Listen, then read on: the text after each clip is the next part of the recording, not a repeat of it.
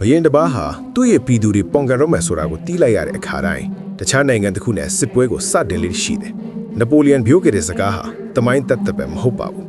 သူကမင်းအကြောင်းကိုပါပြောနေတာနိုင်ငံတစ်ခုမှာပဲဖြစ်ဖြစ်မင်းရဲ့စိတ်ထဲမှာပဲဖြစ်ဖြစ်အတွင်းပိုင်းဖိအားတွေမြင့်တက်လာတဲ့အခါဘုံရန်သူတစ်ခုကိုဖန်တီးပြီးအာယုံလွှဲပစ်လိုက်တာဟာတမိုင်းကိုလက်ကွက်တယ်ငါတို့တွေဟာကိုယ့်ရဲ့အားနည်းချက်တွေကိုဖုံးကွယ်ဖို့တခြားသူတွေအပေါ်ပြဿနာရှာတာအတင်းပြောတာဒါမှမဟုတ်တခြားအရေးမပါတဲ့ကိစ္စတွေမှာအာယုံစိုက်လိုက်တတ်ကြတယ်။ဘာကြောင့်လဲ။ဘာလို့လဲဆိုတော့ကိုယ့်ရဲ့အတွင်းစိတ်ခန္ဓာပြုတ်ပြက်နေတာကိုဝန်ခံဖို့ထက်အပြင်ဘက်ကတစ်ခုခုကိုတိုက်ခိုက်နေရတာကပိုပြီးလွယ်ကူနေလို့ပဲ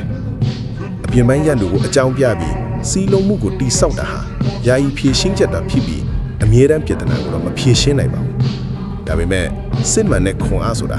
အာယုံလွှဲနေဖို့မဟုတ်ဘူး။တာဝန်ယူမှုဆိုတဲ့မင်းရဲ့အတွင်းစိတ်ထဲမှာဖြစ်နေတဲ့ပုံကံမှုတွေကိုရဲရဲဝံ့ဝံ့ရင်ဆိုင်နိုင်တဲ့တတိတာဖြစ်ပါတယ်။မင်းရဲ့အမှန်တရားကိုနှုတ်ပိတ်ဖို့အတွက်ပြင်ပကဘာမှာစစ်ပွဲတွေဒရာမာတွေမဖန်တီးနိုင်ပါနဲ့။မင်းရဲ့အတွင်းစိတ်ကိုပြန်ကြည့်ပါ။ငြိမ်းချမ်းမှုကိုရှာဖွေပါ။ဒီအမှန်တရားကိုမင်းမြင်တဲ့ဆို